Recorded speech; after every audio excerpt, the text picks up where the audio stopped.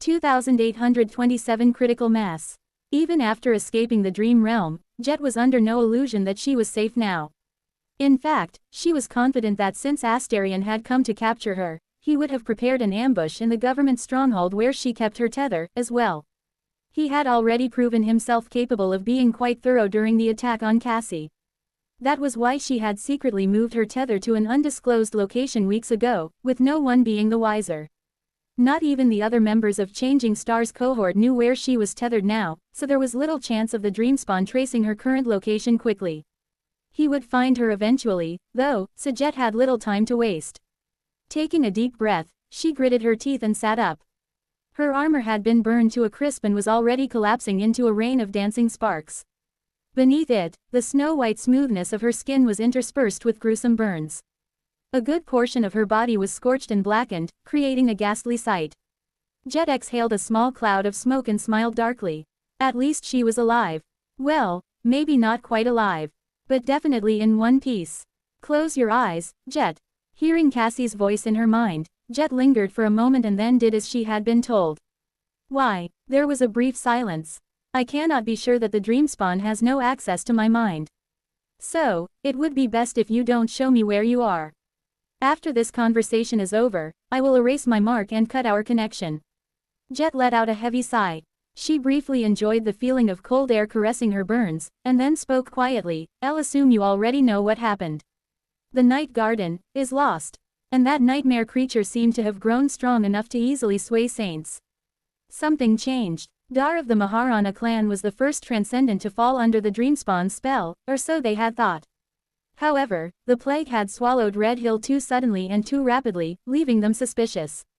It was difficult to investigate what had happened because Mordred left no witnesses, but there were breadcrumbs to be found in the last messages of Saint Dar.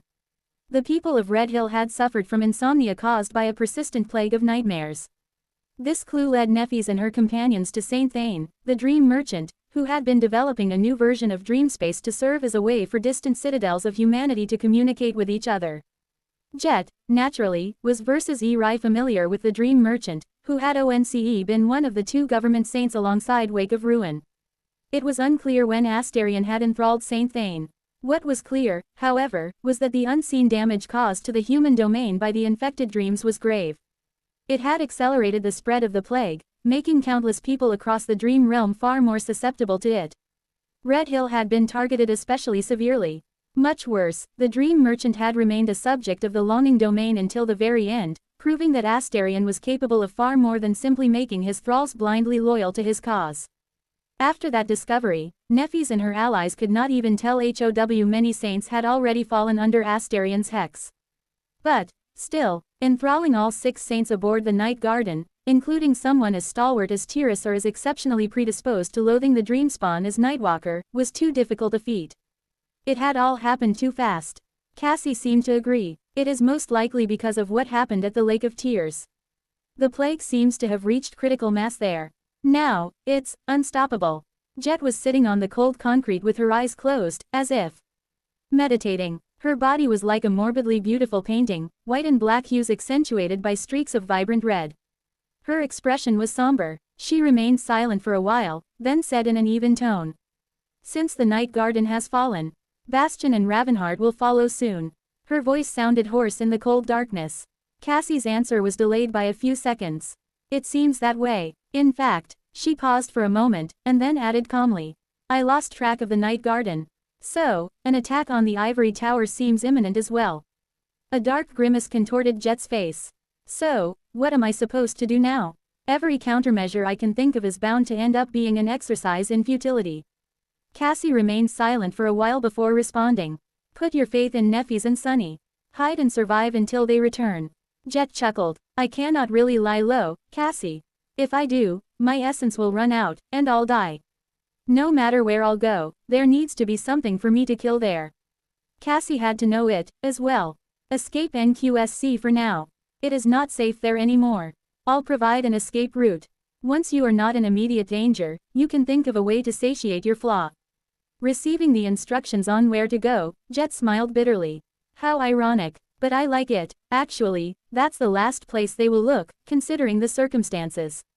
She fell silent for a moment, then asked, what about you? Cassie's response sounded confident, but she could sense a hint of tension in it. If worst comes to worst, I have a few escape routes prepared, as well. Hopefully, though, I won't have to use them. Jet exhaled slowly. For a few seconds, there was nothing but silence in her mind. I guess you'll be cutting the connection between us now, then. Cassie responded after a short pause. Yes, there is nothing left to say. Jet sighed again. Take care of yourself, Cassie. Just before she felt a familiar presence disappear from her mind, she suddenly asked. Wait, Nephis and the Lord of Shadows. Where are they, really? There was a moment of silence, and then Cassie chuckled.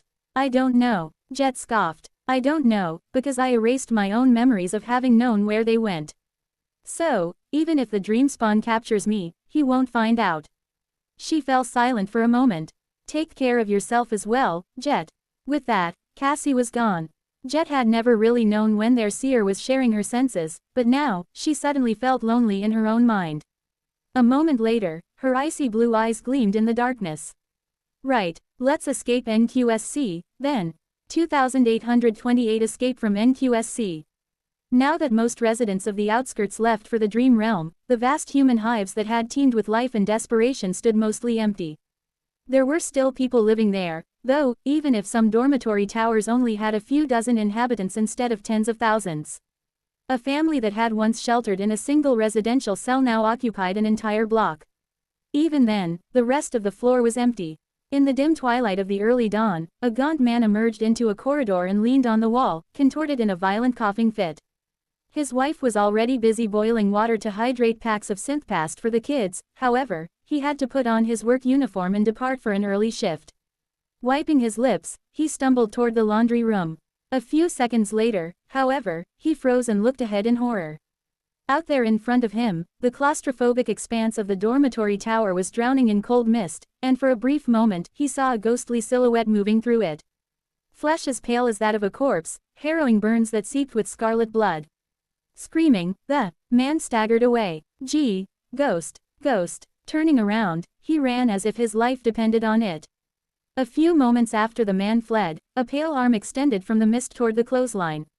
It's like I came full circle. Jet had grown up in a dormitory hive very much like this one, surrounded by gaunt people with waxy skin who were prone to coughing fits. She had been sickly and neglected, as well, wearing clothes that were threadbare and did not fit her frail figure. Some clothes were better than no clothes, though. Putting on a pair of worn pants, a shabby shirt, and a ragged coat, she grimaced when the coarse fabric scraped against her burns and turned into mist. Soon, she was on the ground floor of the dormitory tower, hiding in the shadows of the back entrance awning and looking up. Out there in the pale sky above NQSC, a storm of crows was painting mesmerizing patterns among clouds as it flowed in a vast murmuration. Her expression darkened. Old man, Jet could tell a lot about what was going on in the city just from how it sounded. On this hazy morning, there were sounds of armored PTVs rolling on the asphalt, sirens howling in the distance, and the hum of sharp voices calling out to each other, muffled by the distance. These particular noises were different from the usual clamor of the city, as well as from the panicked urgency of an opening gate. As someone who had been the government's enforcer for many years, Jet knew the nature of this rough melody too well. This was the sound of a large-scale manhunt. Things like that happened rarely, since the government preferred to solve most issues quietly. However, she had led a few of such manhunts herself. Today, Jet was quite sure that the person being hunted was her. Finding herself on the other side of law enforcement felt strange. She traced the murmurations of the crows for a few moments, then looked away so that wake of ruin did not sense her gaze. Is he enthralled, too? Even if Jet did not want to believe it, she had an ominous feeling that the person in charge of hunting her down was none other than Old Core. There were too many signs that pointed at him, and even if there weren't, preparing for the worst had never failed her in the past. The world had nothing but the worst in store for the people born in the era of the nightmare spell, after all. Getting to her destination unnoticed while Wake of Ruin was watching the city from high above would be difficult. Muttering a quiet curse, Jet hid deeper in the shadows and collapsed into a torrent of mist. She traveled into the depths of the city while hiding her presence as best she could. When it was possible, she moved underground. When the patrolling awakened got too close, she avoided them. When a barrier stood in her way, she passed through it like a wraith. Catching a ghost in the cauldron of human souls as vast as NQSC was not easy, even for the powerful machinery of the government and its oldest champion, Wake of Ruin. Especially if that ghost knew every gear of that complicated machine by heart. That said, the city was different from how it had been the last time she visited. It was in the throes of internal conflict. The streets were oddly desolate. Here and there, burning vehicles were scattered on the roads. Groups of soldiers were moving between them, wearing grim expressions. Many buildings were gaping with broken windows, pieces of furniture and debris spilling on the pavements. In some places, the ground was smeared with blood.